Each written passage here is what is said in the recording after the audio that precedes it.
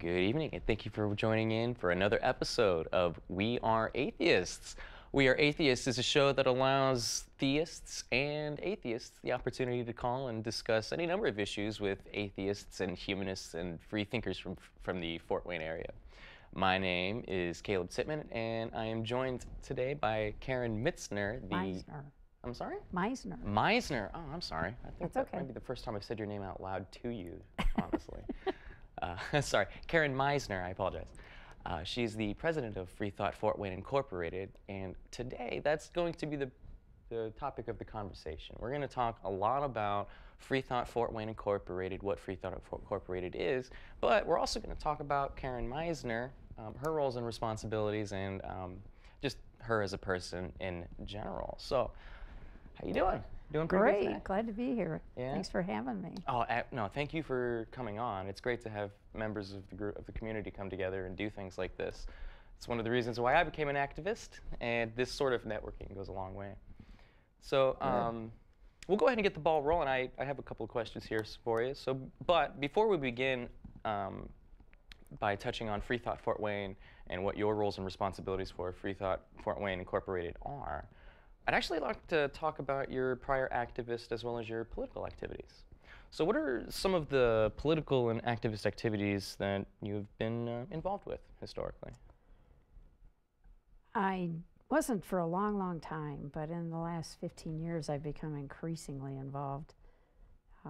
This past year, I helped register high school students to vote, and that was very rewarding. I want to get them engaged young and bring them out and encourage them to vote. So that was good. I was a feminist back in the 60s and 70s, consciousness raising groups. So I've kind of been like a first feminist. wave feminist? Yeah. I've been an advocate for feminism since the 1960s. Or are there any particular feminist events or marches or anything in particular that stand out? Well, the recent one. Oh, the Women's March. The Women's March right after the inauguration in 2016. I wish I did the one here in Fort Wayne, but I wasn't able to go to Washington. I wish I could have. So do you mind talking about that one then? I mean, describe your day that day. We parked the car. It was fine. It was encouraging. There were a lot of young people talking, which was really heartwarming. So it was encouraging. So there was a lot more young people than you had anticipated. Yeah, there were, and I was really glad to see it. Really glad to see it. There were a lot of little speeches, and it was really well done. Did you go with an organized group, or did you go by yourself? I went with a friend. Oh, with a friend? Okay. Yeah. Okay, so. But I did see a lot of our free thinkers there from our group, which was nice.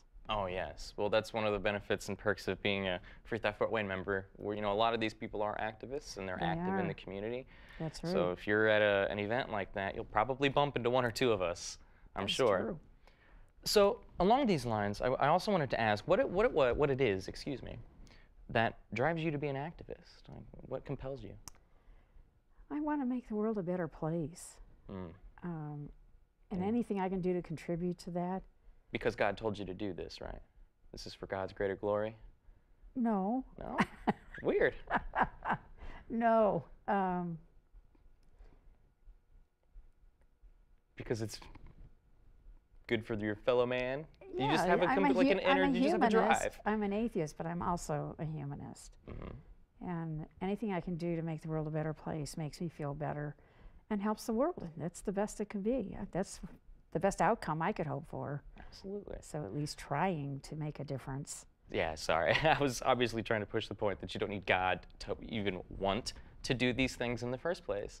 I mean, a lot of people make the assumption that without religion or a driving force like religion, that the irreligious will just stay sequestered to their houses and wait, or their homes, and just wait to die. And that's one of the myths that I'd like to dispel, is that humanists and atheists aren't like that, we are activists, and we're not. We're activists from all perspectives. We don't shun anyone. We don't shun any group. We're there to help anyone who needs help.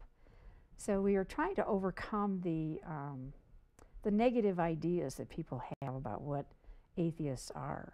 And we are the same as everyone else. We just don't believe in God. Exactly. I think that empathy is pretty darn universal. I think that we're all, well, the vast majority of us are capable of empathy, and I think that's really the fundamental foundation for ethics in general. All you really need to get started is an idea of being able to sympathize and empathize with somebody to get there. But anyway, we're going to get sidetracked on this. I do also want to talk about what are your primary concerns as an activist currently? I mean, you've touched on this a little bit, but we can reiterate. Right now, because I'm president of FreeThought Fort Wayne, I'm interested in promoting our group and the good that we do within the community. So I'm really focused on that. Politically, I have my own ideas, and I support those, and I work on them. So. All right. Well, you know, speaking of FreeThought Fort Wayne, let's just go ahead and dive into the more specific details of FreeThought Fort Wayne, what it is. So can you expound on what FreeThought Fort Wayne Incorporated and its mission are? Yes. We are a chapter of the American Humanist Association, and their philosophy, I have to read it because I don't want to mess it up. Their philosophy is, humanism is a progressive philosophy of life that, without theism or other supernatural beliefs, affirms our ability and responsibility to lead ethical lives of personal fulfillment that aspire to the greater good of humanity. And this is like a preamble to their manifesto 3. They've done 3 over the last 100 years, I think. They were started, humanists were started by the Universalist Unitarians. Is that right? A long time ago, but they've done this manifesto, which is a beautiful document of how to live in the world and treat other people. It's just really marvelous. And this little philosophy right here kind of is an overview of that whole manifesto. It's a beautiful thing. No, I think that's an excellent soundbite. I think that excellently summarizes exactly everything we've talked about up to this point. Because essentially, one of my biggest complaints with religion in general is that it sort of fosters this notion that you need something like religion to be a good person.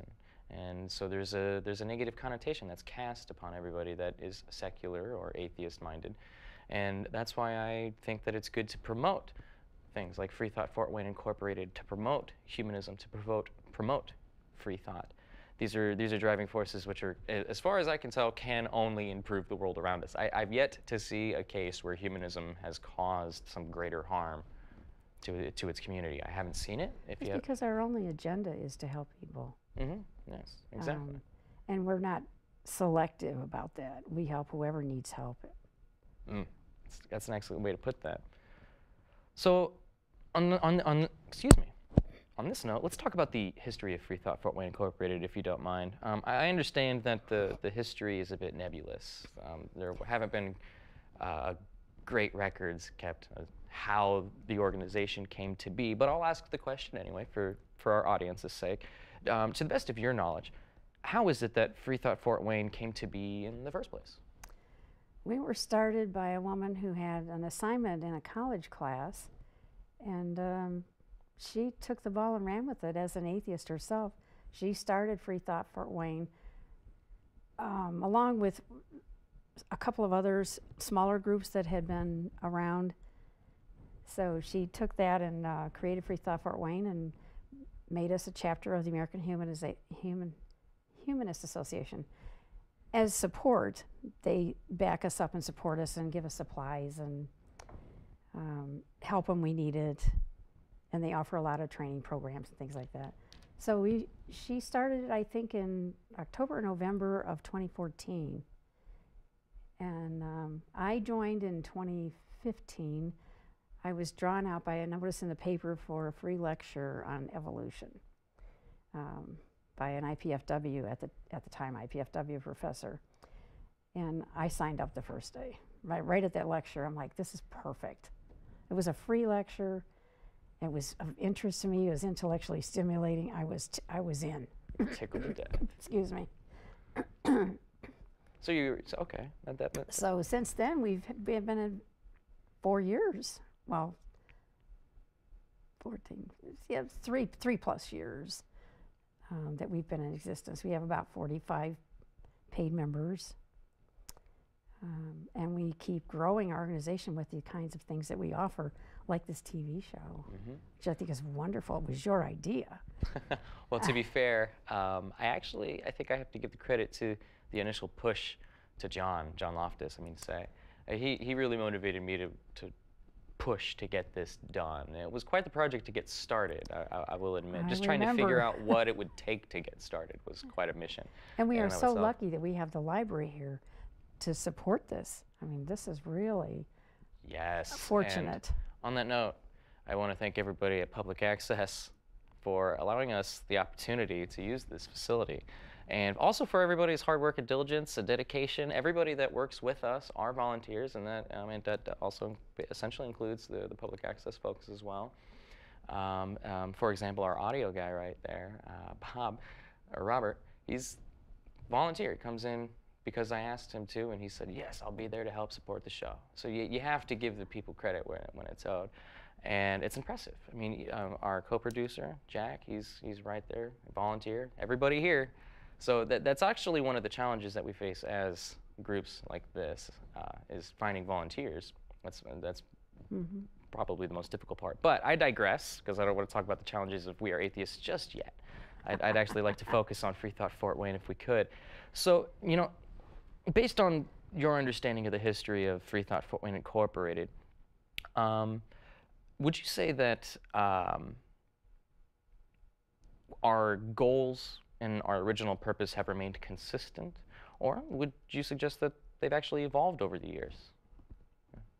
I think initially FreeThought Fort Wayne started out as a community for people who had left the church, because most of us have.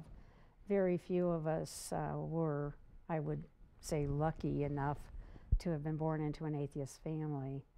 So most of us have had an upbringing in some kind of religious belief system.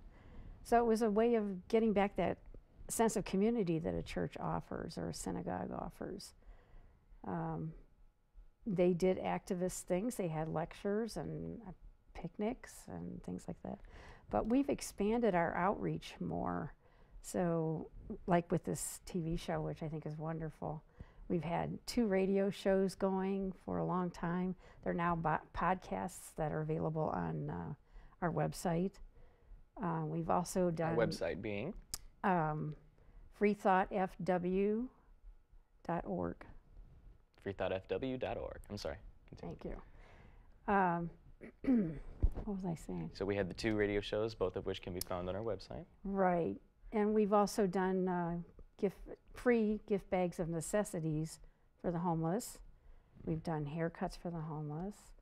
We have started doing volunteer work at the Community Harvest Food Bank.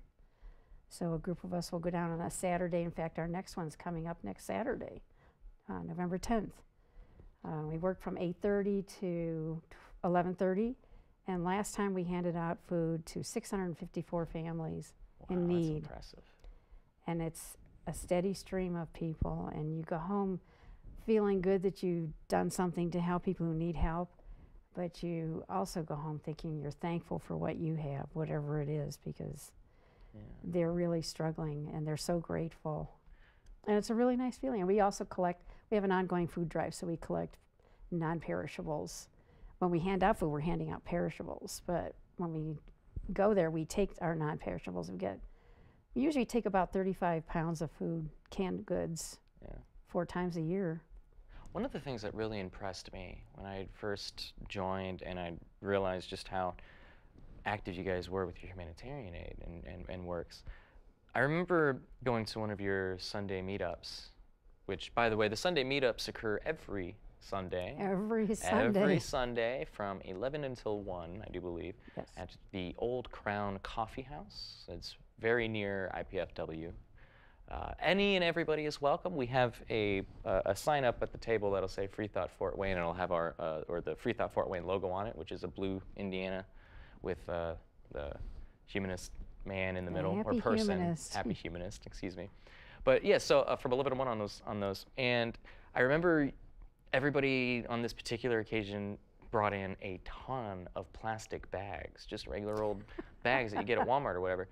And there was this huge caravan of probably like 6 or 7 ladies that were taking the bags that had been cut into strips for them and turning them into blankets and mats and sleeping bags for the homeless. They were sleeping mats for the homeless, and they were particularly good because they're lightweight and easy to roll up and carry, but the bugs don't like them, so it keeps the homeless off the ground and dry, and the bugs don't like them, so.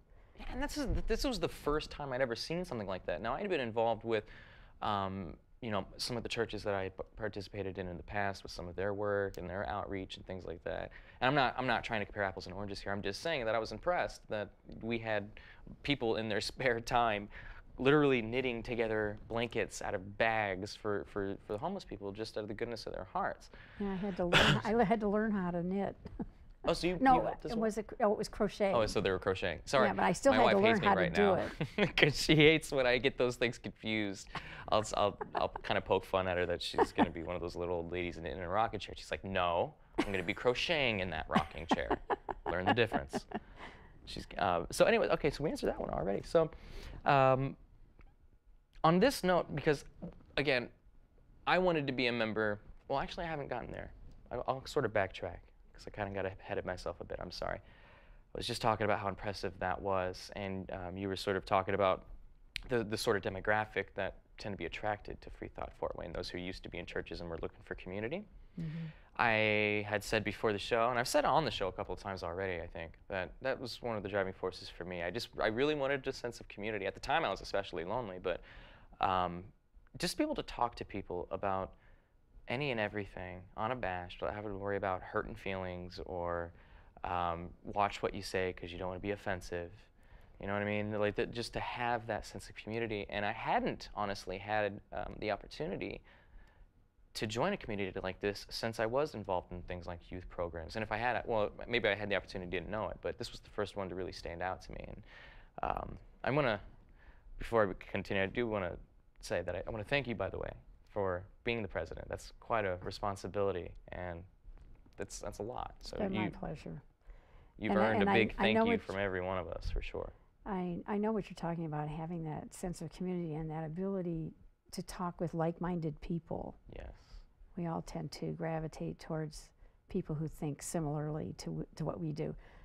But we also encourage expressing differences of opinion and talking about them. But we can do that without bashing the person. Challenge the idea, not the person. I think every time I go to one of these meetups, inevitably somebody somewhere is going to be talking politics. It's Pretty inevitable. much. You can avoid the conversation. Nobody's going to force your hand in there. But if you want to talk politics, somebody around the table is going to be talking politics if that's what you want to talk about. And it's amazing to me how different our perspectives can be. I've actually found that I tend to be a little bit more centrist than the rest of FreeThought Fort Wayne Incorporated personally. But at the same time, I find these differences fascinating, but they're not things that drive us apart. We have far more in common that unite us than the petty things that would otherwise keep us apart. So that's, obviously, I consider myself a member of FreeThought Fort Wayne and abide by their standards of humanism and the like. But I like what you basically described, freethinker. That's what a freethinker is, somebody who accepts the fact that you ought to be thinking these things out for yourself and discuss it and learn, figure out where you may or may not be wrong. So along the lines of memberships, how might somebody become a member of FreeThought Fort Wayne Incorporated? Well, it's as easy as going to our website and signing up as a member through PayPal. And the classifications are there, a standard single membership or a family or a contributor, or you can do a sustaining membership with so much each month. Okay, so if somebody were interested in becoming a member, they can find information on that on your website. They could also come to any of our meetups. They're all open to the public. Well, not all of them, but most. There are some things that we do just for members. Okay, so that would be a great point to ask this particular. Why would somebody want to be a member as opposed to just showing up and hanging out with people who are like-minded individuals? Well, we're intelligent and engaging and like-minded. And we're a caring group. We care about each other. We've just, we're in the planning stages of starting a new endeavor called Humanist Helping Hands, where if someone's come home from the hospital after a surgery and needs help with meals or being driven to doctor's appointments, those kinds of things, then we can reach out and offer help to them. Right now, we're kind of working out the kinks within our own group, but long term, we're hoping that we can take this out into the community. Now that would be and offer the services to people who need it. And as a single person, I understand, because I've had issues where I had to find somebody to take me to a doctor's appointment or for a minor surgery or something. Sure. So we've been helping a few of our members who needed help, and it's really good. So more on that. It's another part of the services you would typically see in a church. We're trying to embrace that also in our group. Well, lest we not forget, we are also FreeThought Fort Wayne, as we are also on Facebook. I believe it's just FreeThought Fort Wayne Incorporated. But we also, there's two different Facebook groups for FreeThought Fort Wayne Incorporated. There's FreeThought Fort Wayne, and then there's FreeThought Fort Wayne, which is a closed group. The closed group allows members to communicate with other members, but any posts and interactions will not be posted on your public account. So it's a little more discreet for those who don't necessarily want to promote that they are, in fact, atheist or humanist. Sadly, even in 2018, atheists are fearful of being outed, losing their jobs, losing their families and their friends. In some religious groups will shun anyone who comes out as an atheist, and those people are left stranded with no one. Their family's not allowed to talk to them in some cases. I mean, they're really alone, and so we hope to be a haven to people like that who are struggling with, they're firm in their belief that there isn't a God, but they miss their family and the community that they had within their house of worship. So we try to provide that for them. The closed FreeThought is to protect people who are afraid of being outed. Yes. So. Well, I'll admit, I do most of my interactions on the closed page, because I do still have a couple of family members who I would appreciate not having to berate me every couple of days about the fact that I'm an atheist, which I know would be an inevitability should I promote to the world, to the rest of my family anyway, that I am in fact an atheist. Now I'm on a bashed out and about. You want to talk to me in public, I'll put the posters up, and I do this. I have no problem doing this. And should any of those family members that I wouldn't want to know that I was an atheist happen to see this show, well, too bad, now you know. But I don't feel the need to go and knock on their door just to let them know, if you catch my drift, because there would be some repercussions. Now, there are only like my grandparents, for example. Those are the last ones that I have some real, actual repercussions that may end up being a result, should they end up finding out. But other than that, it would mostly just be an inconvenience for me at this point that I just sort of ignore. But I understand that that's, like you mentioned, that's not the case for everybody. In fact, when I first joined, I was really scared. I was honestly, admittedly, a bit more scared than I probably needed to be about being outed, which is one of the things that I'd actually like to reiterate, because it's really scary trying to, or just admitting that you're an atheist to those around you. It can be anyway. I didn't come out until after I was forced into retirement through a layoff. I've been an atheist for over 50 years, but 50 years ago, we didn't talk about it. It was never talked about. And to be fair... Because I would hear things like, well, atheists are heathens, or other derogatory comments that led me to understand that I could not be free to be me, so to speak. So when I was after I was retired, I thought, I have nothing to fear anymore. I'm going to be real.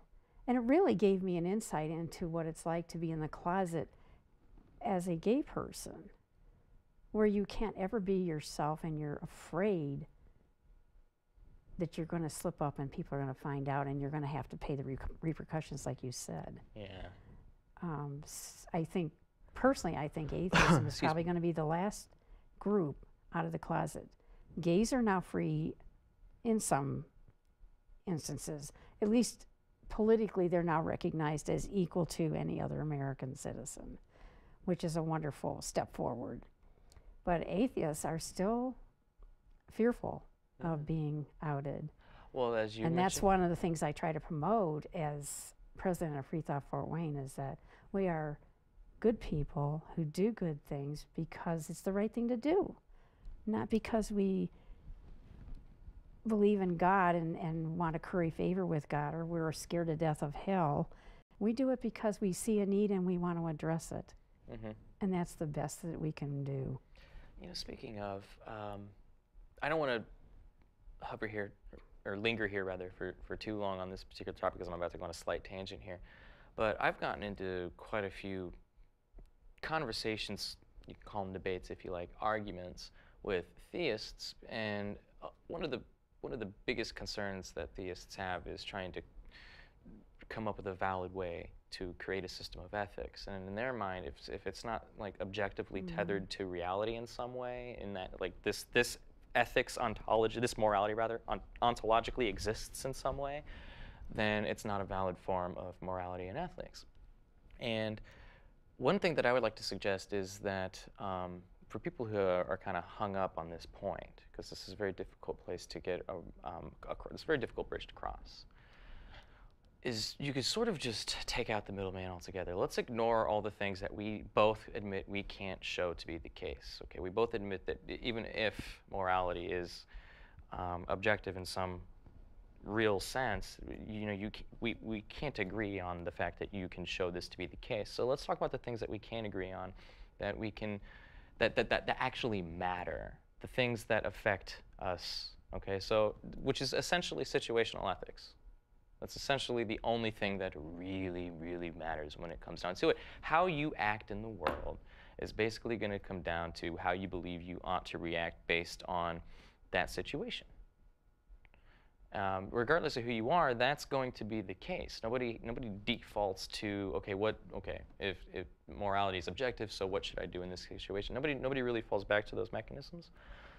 It's all situational. So anyway, we'll get more onto that in the future, because I only bring that up because apologetics is something that I do want to discuss heavily in the future on this show. It's something that I think that things like logical fallacies, a lot of people don't understand what a logical fallacy is, and a lot of people use them incorrectly. But we'll talk about this in a little bit. So back to FreeThought Fort Wayne. Being a recognized 501(c) organization with officially elected board members, how does this inner sanctum actually operate? Like, what are the roles and responsibilities of the other board members? We are elected by the membership, the dues-paying membership. And then we meet at the first meetup, and we, as a group, there's 5 board members. There's president, vice president, treasurer, secretary, and the 5th person is kind of changed roles as needs become apparent, so we don't have a title exactly for that. But at that first board meeting, we get together and we decide who would like to do which, or who has the skills and talents to do which job. So we have an IT guy, we have a communication director. We also started having committees, like this TV show is a committee of FreeThought Fort Wayne. They're not board members, but there's a committee head in you, and the radio show also does that. We have a newsletter committee. So they come to the board meetings and report on where they're at with their projects. And then we recruit volunteers as we can from our membership to help us with projects, people who have expressed interest in supporting us, but they don't want to be on the board exactly. So. Yeah. Well, it's quite a responsibility and a commitment to be a member of the board. When I had first joined, I gave it some very serious thought. I remember. And then as I became more involved with these sideline projects, like the Who's Your Humanist Hour, which was a radio show program, one that you had mentioned, and then this one. And plus, like I don't talk about this on the air, but my real life has gone quite hectic of late. We sort of talked about that. I just honestly didn't feel like I'd be able to commit to what I think I ought to be committing. Or I wouldn't be able to give the time that I feel like I should be able to give if I was going to make that sort of commitment, I mean to say. But that being said, how might others be able to help, members or non-members alike? Come to our regular meetups, and we talk about our upcoming events, and if we need help, we ask people if they can help out. Well, after a while, we know the kinds of things that some members are skilled at or willing to do, so we ask them. So you just show up at a meeting and find out what's happening. We also have a newsletter that goes out every month, and it has all of our upcoming events in it. And the website has upcoming events in a calendar, and there's a public calendar, and then there's a separate calendar for members, because there are a few things we do that are just members only. Well, let's talk about that briefly, because that's actually one that I sort of skipped. What are some of the perks of being a member? As you'd mentioned just then, there are some perks. Is the newsletter, for example, can you be a non-member and get the newsletter? Yes, you can. Okay. We have done a variety of events, like we had a table at the Pride Fest this past year, and we had a sign-up sheet to get our newsletter. All of those people that signed up that we could read their writing, we sent them a newsletter. And then we hope that at some point they'll get engaged and come and join us and become a member and get involved with us. So that's one way we do it. Anybody can come to any of our meetups. As a member, we've had movie nights at someone's home, and that's why it's private, because we don't want to open it up to the general public when it's at somebody's home. We do a Festivus celebration once a year that's just for members, and it's just a fun event. It was based on the Seinfeld show in, I think, 1979. I don't know. I'm not a Seinfeld watching kind of guy, so I remember it, and there's books on Amazon that tell you how to hold a Festivus festival, but it's fun, and it's a fun thing to do. And I usually give out certificates to the people volunteers who've really helped us out. Yeah. Well, plus just the added benefit of the networking available at your disposal. If you have a lot of projects and things, or just little things that you want help or advice or whatever, there's a large pool of people with a large variety of skill sets. That is very true. We've tried to find out what people's skill sets are, so we can, if they're interested in helping, we can tap into them as a resource, because that's their skill. We have a member now who's really, he does marketing for a living, has his own business, and he's been helping us out, helping us see ways to market our organization. I know who you're talking about. That guy is really smart. Yeah. I really hope I can get him to sit in that chair, because I had one phone call with him. I won't say your name, but I had one phone call with that guy, and we ranted for like a half an hour before I'd realized, I thought 5 minutes had passed over a course of half an hour. I was like, dude, we had a whole show right there. I know. So yeah, I know who you're talking about. We have some really talented people in our group. Yeah, well, we got Jack back there too. He popped in one day, and lo and behold, look at all this beautiful, everything that you see that's beautiful on this screen right now, except for Karen, is entirely Jack made. That man is incredible, and he deserves all the credit for that, for sure. Yeah. It's just what I'm getting at, and so I'm just saying. But at the same time, like I mentioned before, it's difficult to get people to volunteer for these things. That's where the real challenge comes in. So the more we can increase our membership pool, the more likely it is that we can find volunteers for projects such as these. Because honestly, we have enough volunteers to do this sort of program. But ideally, I would like to have at least 3, maybe 4 more hosts, maybe a couple more people behind the glass.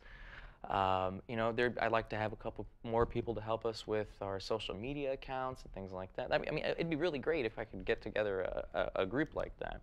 And we're really trying to draw in young people, because they have fresh ideas and a lot of energy. Well, let's talk about the image of FreeThought Fort Wayne Incorporated, because we've sort of described the demographic that are attracted to FreeThought Fort Wayne Incorporated. But to be fair, when I talked about FreeThought Fort Wayne Incorporated to non-members who may either have a very limited knowledge of FreeThought Fort Wayne or no knowledge of it, when it's introduced to them, they tend to get the impression that this is a club for old white secularists. Now, I agree that one of the challenges is one of the things that we want to do is to get young people in and motivated and excited about these sort of projects. And on my part, I guess all I could do is offer the opportunity to participate in programs such as this. I mean, we have radio show programs, we have this sort of program. If you want to participate, excuse me, maybe start up something different. Just bring it up, and who knows, maybe somebody wants to start up a YouTube channel and get it endorsed by FreeThought. Who knows? But the point is if you have an idea, a way to get people in the door, I'm all ears. I'm always all ears. That's and why we're trying to recruit young people, because they have different ideas and they have different goals, what they want to do. The seniors have a lot of time on their hands, Yes. so we are engaged because we have the time. And I personally, it's been very rewarding. Well, and you also have to factor in that the young folk, they want to enjoy that youth. They want to live with the exciting stuff. And realistic, I can understand why it might not be perceived as the most exciting thing in the world. But I assure you, if you're a conversationalist, if that's something that you love, you'll love FreeThought Fort Wayne Incorporated's meetups. They also have a meetup, I forgot to mention this, on Wednesdays as well. I never go to the ones on Wednesday because I work, but... Right. That's another thing we did in this past year. We started a discussion group called Meeting of the Minds. Oh, right now it's once a month at the UU Congregational Social Hall. And we just, the attendees bring questions or topics of interest, and we vote on one and we discuss it. And it's really fun. I love those. See, here's the thing. I remember, for example, I'm a kind of a hyper nerd, and I like to talk about science and philosophy and these sort of things. I remember talking with, and I think it was Christopher Rex, honestly. When I first joined FreeThought Fort Wayne, I had this notion. I thought it was so much more likely that the universe as a whole, not just our universe, all of it, was fractal, such that it just kept going and looping in on itself forever, and it was just, you know, universes with the universe and blah, blah, blah. But it was all some sort of fractal thing, and such that everything that could happen will happen, and probably simultaneously occurring, blah, blah, blah. Anyway, I had this conversation with Chris, and he changed my mind on it. Really? He did. You know, he kind of pointed out how, you know, this fractal way of thinking about the universe isn't really valid. There's a popular line by Joe Rogan. He's a famous podcaster out there. He's like, I think it's fractals all the way down, kind of like turtles all the way down. Yeah. Essentially, it's the same concept. If you think about it, when you take a step back, him saying it's fractals all the way down, essentially he's like saying, well, it's turtles all the way down. Right. So it's just kind of a way to approach it. Okay, so I think that I want to get back on the roles and responsibilities and your involvements with FreeThought Fort Wayne, if we could, with what time we have left. So I'd also like to ask, what are you doing currently to promote the continued growth of our membership and our presence in the community? We are always looking for new opportunities to engage with the community, and that's going to be one of our goals for next year. We started the Meeting of the Minds, we put out the newsletter. What are the other things we've done in the last year? We've done, we had a debate with John Loftus and Jim Spiegel. That was a fun one. Unfortunately, I wasn't able to go because I was sick that day. Yeah. After putting in all that effort to get it going. But we've done a couple of events. We were partnering with the UU more, and we appreciate that they're hosting our events and our activities. And some of them are also joining in on what we're doing. By the way, before I... Unitarian Universalist Congregation. Okay. Sorry. So you've been working closely with the UU. Go back to your question. What are you doing to promote growth in the membership and in the community? Well, we keep trying to reach out with shows like this, the TV show, which I think is wonderful. We have the opportunity to reach a large audience, and that's what we want. Yeah, I really enjoyed going down to Pride Fest, for example, as part of the community outreach. Excuse me, a little stutter. That was a lot of fun. That was fun. And definitely one of the perks of being a member was being able to volunteer to do something like that. That was honestly the first time I'd ever worked at a booth at an event like that. And honestly, just talking to the people coming by about FreeThought Fort Wayne, humanism, all that stuff, just getting to meet the other groups. In fact, Damian Blackmore that we had on the show, that's where I met him. He was at the Satanist booth. So it's nice you can have the opportunity to network as well, which is fun. And think about Excuse it, me, a lot of times when gays come out within their groups, they're shunned, as I mentioned, and they're looking for another alternative to the community they had with their family and their church. So we are a good option for that, because we embrace everyone. Yeah. One thing, well, no, I don't want to go there. I'm going to move on. I apologize. I apologize. Okay. But ultimately, And here's sort of the toughest question I think so far. I mean, how do you envision FreeThought Fort Wayne being better when you leave it as president than, or excuse me, when you leave it than when you found it? We have done a lot more. We've added a lot more activities, like the Humanist Helping Hands we're developing, the newsletter. We became incorporated, which was new.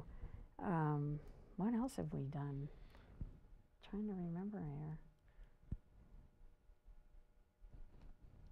You think I can think of it now? Come on, help me out. You're a member. Well, honestly, I've been pretty involved on this side of things. You know, okay, that's fine. We can move on from there. So one thing that I wanted to ask was, this is more of a fun one, so you can kind of lay back and it's not quite so serious, but I wanted to ask you to paint 2 pictures of the future, if you don't mind. And one, I want you to paint the picture of how, in a perfect world, would you hope that FreeThought Fort Wayne will have progressed in 10 years? And in the other picture, I'd like you to draw up how that would probably realistically look in 10 years. In 10 years, I would like to see us have a couple hundred members. And I'd like to see more community outreach programs. And realistically, I would be thrilled with 100 members in the next 2 years. In the next 2 years? Yeah. I think that'd be pretty sweet. Well, 100 paid members, because I think we have quite a following at the very least. We do. We need to bring them in and get them engaged. Yeah. See, there you go. Again, I don't want to conflate followers with people who are members, of course. It's not necessarily that we want them as members. We want to build our group and reach out to the community more. Mm-hmm. So I want members that are interested in doing that, as well as members who want just to come and support us, and they need a place where they can be free to speak their mind. And yeah, I would consider success on a front like this one, especially on a show like this, to be measured in the number of eyeballs watching and the number of interactions, not necessarily the number of people who are going to sign on the dotted line to be a member. So I can agree with that sentiment. You know, ideally, for me, I'll go ahead and get selfish here. We got a couple minutes to spare. In the future, 10 years, what I'd like to see out of FreeThought Fort Wayne Incorporated, I'd like to actually see perhaps them grow to the extent that they need to start up a sister group. So perhaps more like a youth group type of deal. Yeah. And then also a group for just the standard members or whatever. Because generally, you know, admittedly, the majority of our members are like 35 plus. And we don't really have a whole lot of people younger than that within the group that I'm aware of anyway. So I think ideally, in the future, I'd love to see more participation from younger crowds, but I'd also like to see a group just for them. I think that would really help bring them in as well. We had planned also, we've already talked about it at our planning meetings, diversifying our group more. So we plan to reach out to women's groups and to the Black community through NAACP. Yes, I would like to see. And bring it, we have a couple members, but we'd really like to embrace them and bring them into the group. And sorry, I freaked out for a second. I was wondering if I was wearing my Black non-believers button. I try to always remember to wear. I didn't even wear any of my buttons today. That's actually really sad. I forgot. I forgot too. Oh, but I do support the Black non-believers. I think they're the largest ethnic atheist group in the country currently, I do believe. I could be mistaken, but last I heard, I thought that was the case. And I think that a lot of people think it's kind of silly to have a group for Black, like why does it matter that they're Black, right?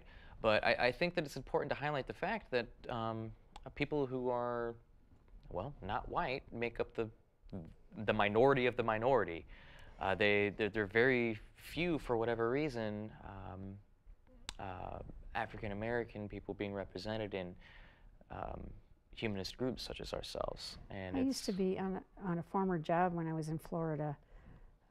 I was on the Diversity Council of a company of 43,000 people. We had about 20 people on the Diversity Council. And we developed a motto that was individual differences, collective strength. And that's what I want to see. We need to diversify our group.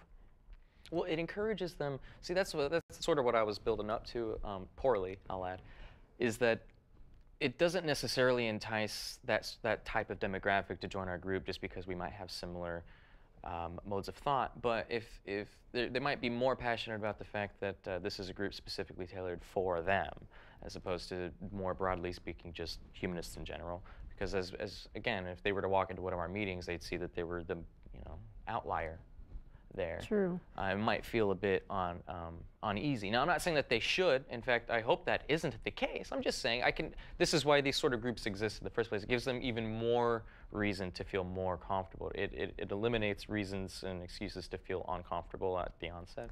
At the AHA conference 2 years ago, they talked about inviting everyone to your group, but they said understand that these different groups of, say, women or African Americans are going to want to have their own group, their own time where they can feel free to talk about the issues that are present for them.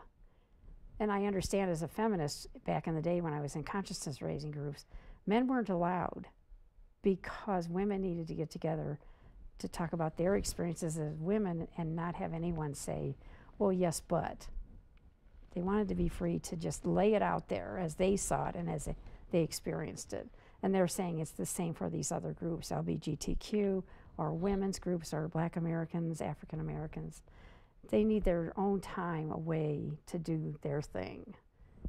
So we want to encourage them to come into the group, and I think they would get something from it. We have a lot to offer, but I understand that they also will need their own time and their own group. So your idea of having a separate group for them would be fine. Yeah, like I said, I just think it's a bit more enticing, essentially, when it comes into it. And then, like I mentioned as well, it makes it a bit more comfortable for them, the experience in general.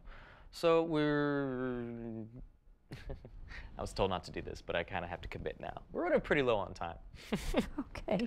So that said, I'd like to really hone down towards the end of the program on things. Okay, let me ask this. What are some of the struggles? We've talked about this a little bit, but what are some of the struggles that face FreeThought Fort Wayne currently?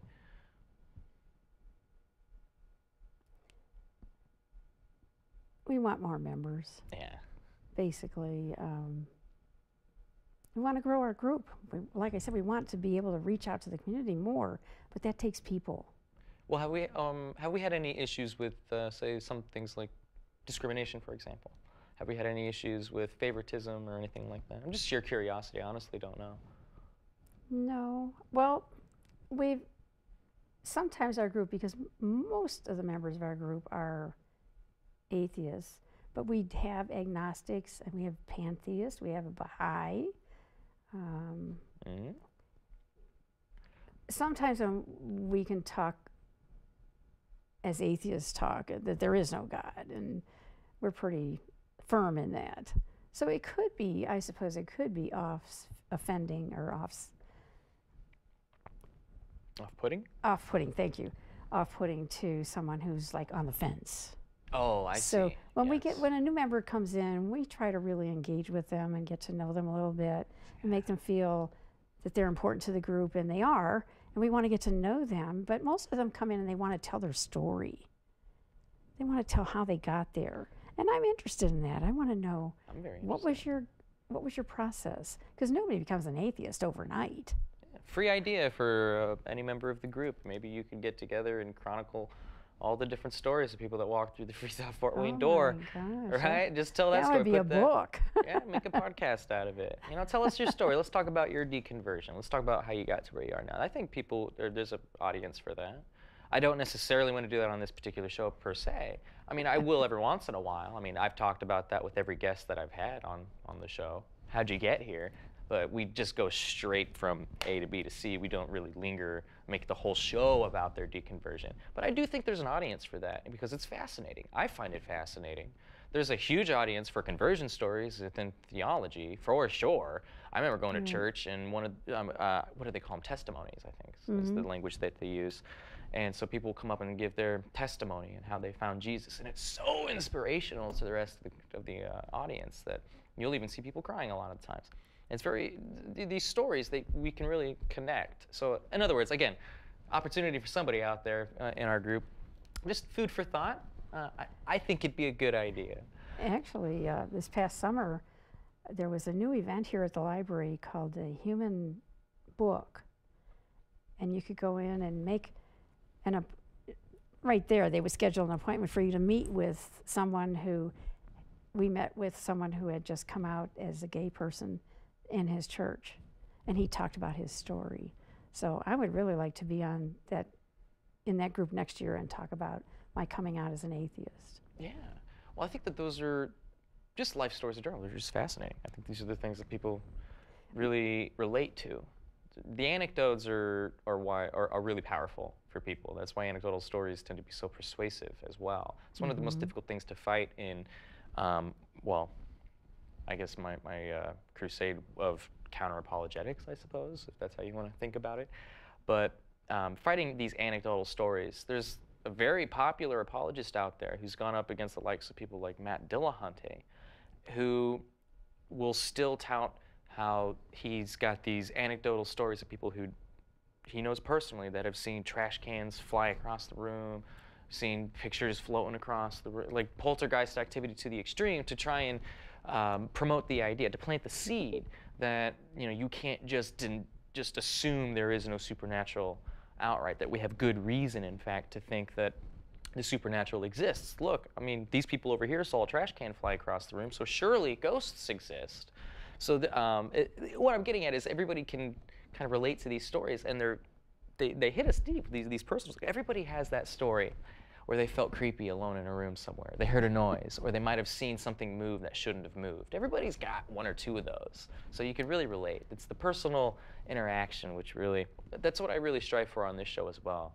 I try to keep it as laid back as I can. Sometimes it turns into a bit of a formal process. But ultimately, I want to have a conversation, not only with you, but also with our viewer audience as well. And in fact, speaking of, I don't think I've mentioned this once on this show, and I apologize for that, but we are, in fact, a live call-in television show. We stream live on YouTube and Facebook as well. If you would like to call the show, our number is 260-422-3902. Remember to only call while we're actually live, please. We're not the only people that use this facility. So we're live 7 to 8 on the first Tuesday of every month, and then the following week we are on that Thursday, also from 7 to 8.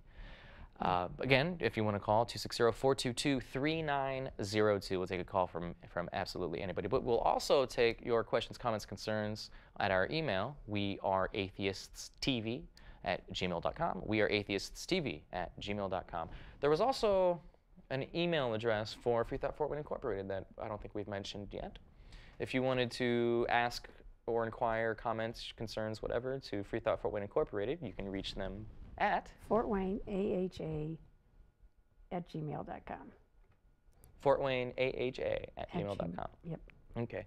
And one last time, I just wanted to promote the webpage. It's freethoughtfw.org. You can also find that email address there. You can find FreeThought Fort Wayne on Facebook. Do you guys have a Twitter? I honestly don't know if you have Twitter or Instagram. No, but we are on meetup.com. They are on Meetup. It's FreeThought Fort Wayne. Let's see if there's anything else on here. Oh, we sell merchandise, but yeah, well, for information on where you can find this merchandise, you can visit the webpage as well. Right. Do you guys have a cafe press? Yes. Okay, so there's also a cafe press. Information can be found at freethoughtfortwaynefw.org. So before we close out, as president of FreeThought Fort Wayne, you've already spelled out exactly what a humanist is, but the group is called FreeThought Fort Wayne. And as far as you're concerned, as president of FreeThought Fort Wayne, what is a free thinker? And why should we be free thinkers?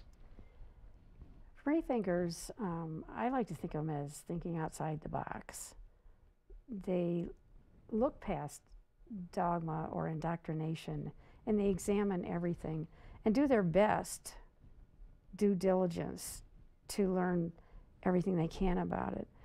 The way I learn is my knowledge is only as valid as the next test. If something new comes along, I have to look at that and examine it and decide whether I think that that's true and my former belief is not true. And if it is, the new thing is true, then I embrace that.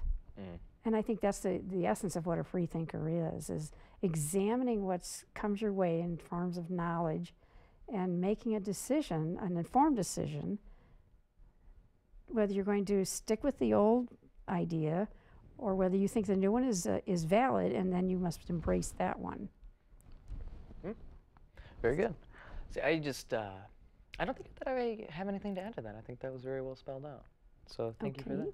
So I know that we've also, again, I wrote these questions down beforehand, so we've touched on a lot of these before I had the opportunity to ask them.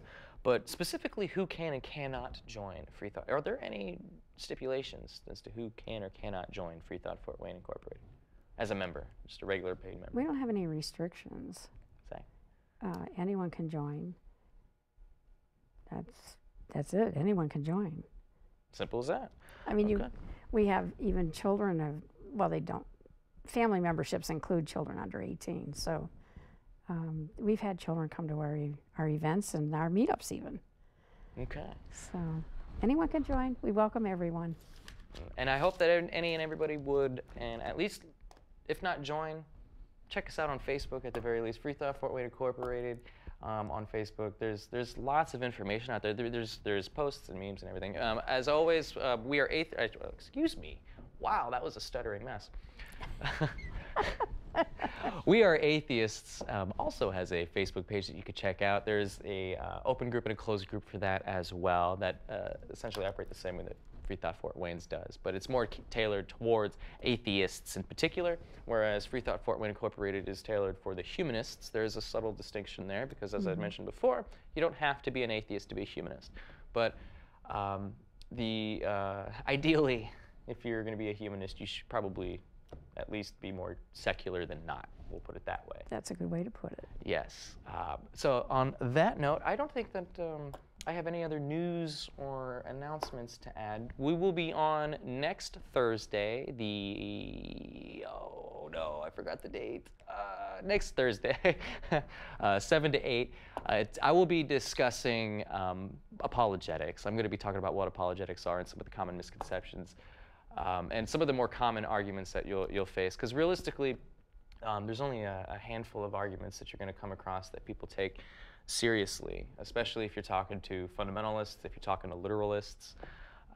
And we could talk about, and I am also going to talk about fallacies, what isn't a fallacy. So, for example, you're wrong because your beard is ugly. That's a fallacy. That's an ad hominem. But you're wrong and your beard is ugly is not a fallacy. Okay, that is not an ad hominem. That's just an insult. So there are differences here. But you know, if you were to say you're wrong and your beard is ugly to somebody in an argument, they might come back with, well, that's just ad hominem and you're an idiot. Well, no, that's not an ad hominem. I was just insulting you because you're an idiot. So that's just that's sort of the thing that we're going to be talking about on the next show. So on that note, actually, before we go, is there anything else that you would like to add?